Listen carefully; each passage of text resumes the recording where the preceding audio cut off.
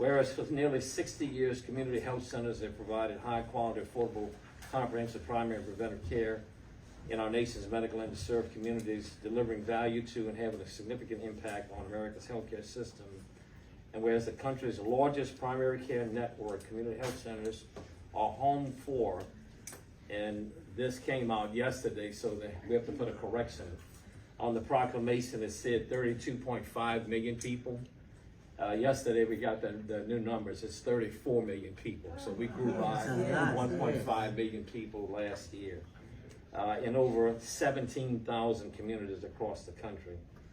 1 in every 10 people in the United States gets care at a community health center, and 1 in every 5 Medicaid recipients receive their care through a community health center. Community health centers are a critical element of the nation's healthcare system, serving, as we know, rural, suburban, island, frontier, and urban populations, providing, in a lot of cases, the only accessible, dependable source of primary care in their communities. Whereas community health centers are responding to the chronic disease epidemic by expanding access to primary care, which keeps Americans healthy and out of expensive healthcare settings like hospital emergency rooms. And just to put that in context, the average hospital visit to the emergency room is about $5,000, whereas a visit to a community health center averages between $250 to $300. So you can see the tremendous cost savings that occur by utilizing services in a community health center. Community health centers develop new approaches to integrating a wide range of services beyond primary care, including oral health, vision, behavioral health, nutrition, pharmacy services, and comprehensive care, in addition to social determinants of health that we address. We're the only system that was set up that are governed by patient majority boards, and that's our board of directors up on the wall there. It was mandated by the inception of the legislation that created community health centers that 51% of the board must be consumers or users of the services of the clinic. Community health centers are locally owned and operated small businesses that serve as critical economic engines, helping to power local economies by generating $118 billion in economic activity. And whereas community health centers nationally support more than 650 direct and indirect jobs, including physicians, nurse practitioners, physician assistants, licensed professional counselors, family therapists, certified nurse midwives, and multidisciplinary clinical teams. We also operate 4,100 school-based health clinics nationwide. So today we honor the dedicated staff, board members, patients, and all responsible for their continued success and growth for the first health centers that opened their doors nearly 60 years ago. And of course, you heard me say this before. We are blessed, Tesh Health, to have been the first community health center established in 1974 here in Franklin. So we take great pride in having that honor of being the first community health center in the state of Louisiana. That first grant was awarded to take care of the seasonal sugarcane workers in this community. And we just celebrated 50 years in October of last year.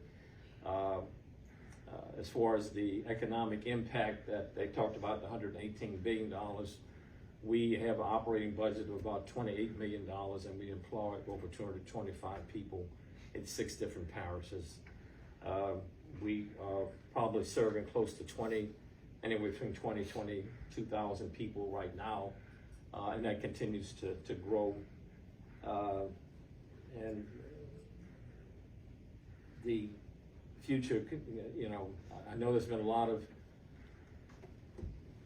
news in the last few months about the fate and future of community health centers as well as other programs. We all walk in faith, and we know that the good work that we've all done will continue to provide that service. We don't try to find ourselves in a reactionary position, but we're going to continue to move and be proactive and continue to provide services to those in need. With that said, we have 2 big projects that are coming up. One, we were awarded money to start a new clinic in Gramercy, Louisiana, in Cancer Alley. We should be going out to bid soon for that. They will be building the newest public health unit in the state of Louisiana in Homer, and we should be going out to bid for that. That will be co-joined to our clinic on West Homer Boulevard in Homer. And of course, at all our other sites, we have expanded access. We are open on Saturdays now in Morgan City, as well as Homer, and of course in Franklin. We've expanded telehealth services where we do telemedicine, taking advantage of technology. We were awarded a behavioral health expansion grant, and we're doing a lot of work in that regard. If you extrapolate back going 51 years, we have served, as far as encounters, we've had over 1.2 million patient encounters over the history of the services that we provide.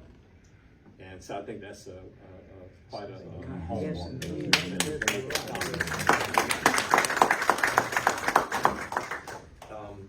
So we could not do this alone. You know, no one can operate in a vacuum. By definition, community health centers means that community is involved.